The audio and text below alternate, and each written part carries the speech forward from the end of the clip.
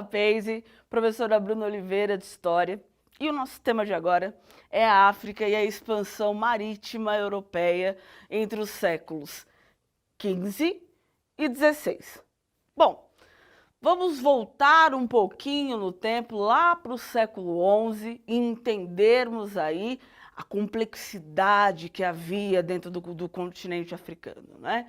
Toda a riqueza que aquele continente tinha, os minérios, enfim. O continente africano, durante o século XI, tinha vários impérios, né? Congo, Gana, Songhai são alguns desses exemplos de impérios que eram milenares e foram completamente devastados. Bom, primeiramente, o que é importante aqui que nós ressaltemos, né? A expansão marítima europeia, quando a gente fala em expansão marítima, a gente está falando em navegações, tá? Então, vai ser um pouquinho mais técnico, mas vocês vão conseguir entender. E para poder falar sobre expansão marítima, é impossível a gente não voltar mais lá atrás ainda. Precisamente a data de 1492. Me perdi no século, mas é 1492, com a queda de Constantinopla. Bom, o que era Constantinopla? Constantinopla, imagine você São Paulo. Por São Paulo hoje não passam várias, tem rodovia que dá acesso à Bahia, Rio Grande do Sul, a diversos lugares do país. Bom, Constantinopla, a São Paulo daquele momento, de 1492, era o lugar por onde havia as principais rotas para que as pessoas, os portugueses, os europeus, continuassem aí a escoar os seus produtos para os mercados, né? E aí, em 1492, ocorre a queda de Constantinopla. O que vem a ser essa queda de Constantinopla? Constantinopla é tomada pelos genoveses e encerrou, falou, ó, a gente tomou conta aqui, se por acaso você quiser continuar navegando, você procure novas rotas aí e por aí vai, tá? Bom, isso aí acontece durante a Idade Média. É importante que nós lembremos que a Idade Média, para a Europa, foi um período um tanto quanto turbulento. Por quê? Porque na Idade Média houve muitas doenças, o catolicismo era uma coisa assim que estava ali, ó, entranhada e não saía de forma alguma.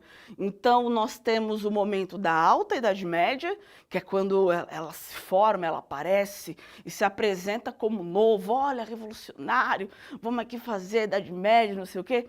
A Idade Média durou 1000 anos, né? Ou seja, durou 10 séculos. E só depois, com a queda de Constantinopla, que é marcado o fim da Idade Média, tá? E a Europa estava completamente devastada. Quando eu falo em Europa, eu estou falando em Espanha, Portugal, França, enfim, todos os países que compõem o continente europeu, né? E aí, quando acaba a Idade Média, os países da Europa estão devastados, né? Principalmente pela peste bubônica, ou como algumas pessoas preferem chamar, de peste negra. Afinal, tudo que é ruim é associado mesmo à imagem do negro, né? É a magia negra, é a cor do pecado, é a cor do pecado. Isso é absurdo. Mas, enfim, as pessoas usam esses adjetivos aí para justificarem, mais uma vez, o racismo nosso de cada dia. Vocês vão ouvir muito essa frase quando forem consultar aí algumas aulas minhas, enfim. Bom, e aí o que acontece? Durante a Idade Média, navegar era uma coisa totalmente fora de normal. A gente está falando naquele momento de pessoas que acreditavam que a Terra era plana, né? E que se elas continuassem ali, se elas entrassem pelo mar adentro, o Oceano Pacífico, enfim, se elas fossem navegar, elas iam cair na outra beirada da Terra. Parece até que eu estou falando de ontem, né? E aí vem o Renascimento, que é um período aí entre a Idade Média e a Idade Moderna, né? E aí vocês precisam entender o que acontece nesse período renascentista.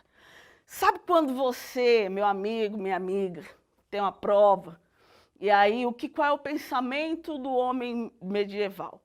Chega lá e ele fala, olha, eu vou rezar e agora vai dar tudo certo, eu vou fazer essa prova e vai dar tudo certo. Por quê? Dentro da Idade Média, tudo era muito teocrático, ou seja, Deus estava no centro de tudo, né? Por favor, não estamos tratando aqui de religiões, estamos falando de história, tá? Então, por favor, não leve isso, olha, tá falando de religião A, religião B, religião C. Não, eu estou falando de um modo de sociedade, certo? E a sociedade naquele momento era teocrática.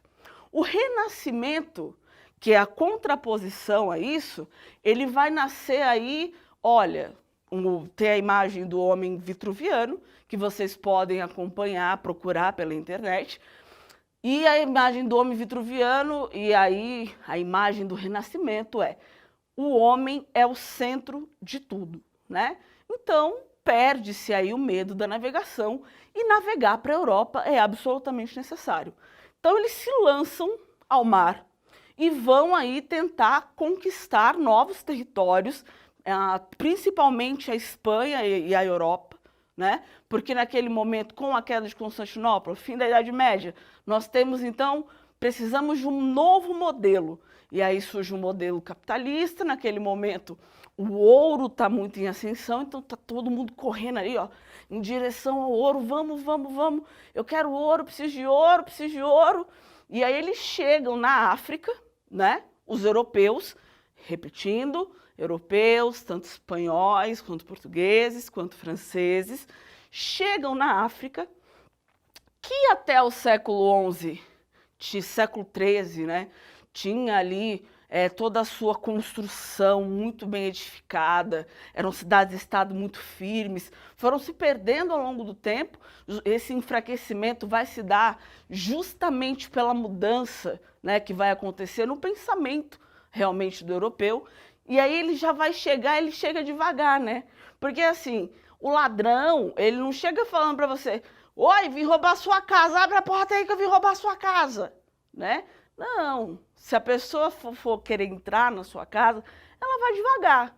E foi exatamente isso que os europeus fizeram, né? Para poder invadir e extrair toda a riqueza do continente africano, para depois contar a história a partir do ponto de vista deles. Vejam que crueldade. Eles chegaram no continente africano, ninguém estava pedindo ajuda deles, eles se declaram como salvadores, porque é um homem branco que agora sabe falar, olha, vocês precisam de história, mas a África não estava pedindo nenhuma intervenção deles, muito pelo contrário, estava todo mundo vivendo muito feliz, sabia o que era a sua história oral, sabia como lidar com aquilo, tinha sua forma de se relacionar com a religião, e aí de repente tudo muda, porque o homem branco salvador de repente apareceu em êxtase e acha que vai salvar a África. E muito pelo contrário, o que ele faz é destruir esses impérios, extrair todas as riquezas que o continente africano tinha e ir embora para poder fazer essa mesma visita nada cordial a outros países. E esse vai ser o tema para algumas próximas aulas e algumas aulas que já tem disponível, que vocês podem aí acompanhar, certo? Então, o resumo da aula sobre a África e a expansão marítima europeia, nós falamos então sobre a questão da da Europa estar destruída, devastada pelo advento da Idade Média, como eles chegam na África, o que eles fazem na África e como esses impérios milenares, né, foram destruídos em função de um pensamento europeu que tinha por objetivo dizer, olha, gente, vocês têm que seguir aqui porque a gente veio para salvar vocês, não para fazer nada de errado. A gente está aqui para salvar. Essa salvação, a gente já encontra muita contradição, né? Enfim, é esse o tema. Eu aconselho que vocês tirem uma foto da lousa para que vocês possam ver e estudar isso melhor lá para frente. A gente se fala em uma próxima vez. Tamo junto. É nóis!